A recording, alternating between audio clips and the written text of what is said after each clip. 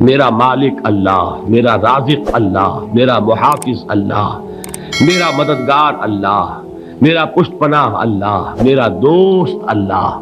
یہ دوستی ہے اللہ کی جو لب لباب ہے، حاصل ہے ایمان کا، اسی کا نام ولایت ہے۔ اولیاء اللہ کے سروں پر سینگ نہیں ہوتے، جس کے دل میں ایمان راسخ ہو چکا ہو وہی اللہ کا ولی ہے، جسے اللہ پر یقین ہو چکا ہے وہی اللہ کا ولی ہے، جسے یقین ہے اللہ میرے ساتھ ہے، میرا مددگار، میرا پشت پناہ، میرا ساتھی، میرا دوست، میرا محبوب، میرا محب۔ اللہ اہل ایمان سے محبت کرتا ہے۔ واللہ یحب الصادقین، ان اللہ یحب الذین یقاتلون فی سبیلہ صفا کانہم بنیان مرصوص۔ اللہ محبت کرنے والا، اہل ایمان محبوب، اور اہل ایمان محبت کرنے والے اللہ محبوب۔ والذین آمنوا اشد حبا للہ۔ آپ تصور کیجئے جسے یہ رشتہ ایمان یا رشتہ ولایت حاصل ہو جائے، الا ان اولیاء اللہ لا خوف علیہم ولا هم یحزنون، آگاہ ہو جاؤ، اللہ کے دوستوں کے لیے نہ کوئی خوف ہے نہ کوئی حزن ہے۔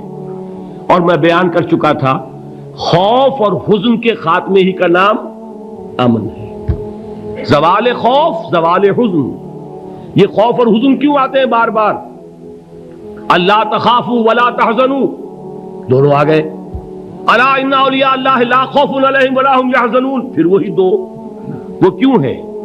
خوف ہوتا ہے کسی مستقبل کی بات کا، یہ نہ ہو جائے، وہ نہ ہو جائے، یہ نقصان نہ پہنچ جائے، یہ تکلیف نہ ہو، یہ غضب نہ آ جائے۔ خوف ہے مستقبل سے۔ حزن ہے یہ کیوں ہوا، یہ نہیں ہونا چاہیے تھا، یہ میرا فلاں چیز میرے ہاتھ سے جاتی رہی ہے، فلاں موقع نکل گیا، اب بیٹھے ہوئے ہیں اندر ہی اندر کڑ رہے ہیں، صدمہ ہے اور رنج ہے۔ اور جو اللہ پر ایمان رکھتا ہے وہ جانتا ہے ما اصاب من مصیبت فی الارض ولا فی انفسکم الا فی کتاب من قبل ان نبرأها ان ذلک علی اللہ یسیر لکی لا تعصوا علی ما فاتکم ولا تفرحوا بما آتاکم واللہ لا یحب کل مختال فخور۔ اس زمین میں یا تمہاری جانوں میں کوئی تکلیف، کوئی مصیبت نہیں آ سکتی سوائے اس کے کہ جو اللہ نے لکھ دی ہو، اس سے پہلے کہ وہ ظاہر ہو۔ جس کو یہ حقیقت معلوم ہو گئی اس کو یہ طرز عمل اختیار کرنا چاہیے، جو چیز چھن جائے، جاتی رہے، چھوٹ جائے، اس پر افسوس نہ کرو۔ کس نے چھینی؟ دوست نے۔ دوست کے فیصلے پر شکایت، دوستی کو بٹا لگا رہے ہو، سرے تسلیم خم ہے جو مزاج یار میں آئے۔ اگر دوستی ہے تو پھر تو تمہیں گردن جھکانی چاہیے کہ ہر چہ ساقی ماریخت عین الطافست، جو بھی میرا ساقی میرے پیالے میں ڈال دے اس کا کرم ہے، جو اس کی طرف سے آئے اس پر کوئی رنج نہیں، کوئی صدمہ نہیں، کوئی غم نہیں، کوئی شکایت نہیں، کوئی شکوہ نہیں، اور جو ہوگا وہ اس کے اذن کے بغیر نہیں ہوگا، اور اس کا اذن ہوگا تو یقیناً میرے لیے خیر ہی خیر ہے، چاہے وہ ناگوار شے ہو، بظاہر مجھے اچھی نہ لگ رہی ہو، میری شارٹ سائٹڈنس میں مجھے وہ نظر آ رہی ہے کہ میرے لیے بری ہے، لیکن قرآن نے کہا ہے عسیٰ ان تکرہوا شیئا وہو خیر لکم وعسیٰ ان تحبوا شیئا وہو شر لکم واللہ یعلم وانتم لا تعلمون۔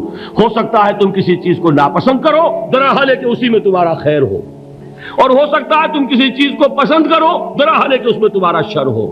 اللہ جانتا ہے، تم نہیں جانتے۔ جب مجھے یہ بات معلوم ہو گئی میں نے اپنا معاملہ اللہ کے حوالے کیا۔ سپردم بے تو مایا خیش را تو دانی حساب کم و بیش را، اے رب جو تو چاہتا ہے وہ ہو، تیرے علم میں جو شے میرے لیے خیر ہے وہ ہو جائے، میری کوئی پسند نہیں، میری کوئی چاہت نہیں، یہ ہے راضی برضائے رب۔ اکبر الہٰبادی نے اسے کہا ہے رضائے حق پہ راضی رہ، یہ حرف آرزو کیسا، خدا خالق، خدا مالک، خدا کا حکم تو کیسا۔ جب میں آ گیا بیچ میں، میری پسند، میری مرضی، میری خواہش، میری چاہت، یہی تو شرک ہے۔ ما شاء اللہ کان وما لم یشاء لم یکن، جو اللہ نے چاہا وہ ہوا، جو اس نے نہیں چاہا نہیں ہوا، اختیار اس کا ہے، میرا تو نہیں۔ رضائے حق پہ راضی رہے، یہ حرف آرزو کیسا، خدا خالق، خدا مالک، خدا کا حکم تو کیسا۔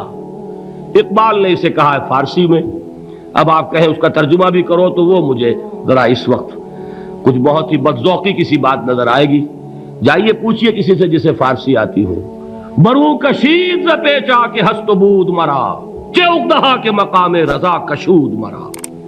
مجھے تو تمام پیچ و خم سے نکال دیا اس مقام رضا نے، میں راضی برضائے رب ہوں، جو فیصلہ اس کا میں اس پر راضی۔ تو کہاں کا حزن اور کس کا خوف؟ یہی زوال حزن اور زوال خوف، یہی ہے امن، یہ نتیجہ ہے ایمان کا۔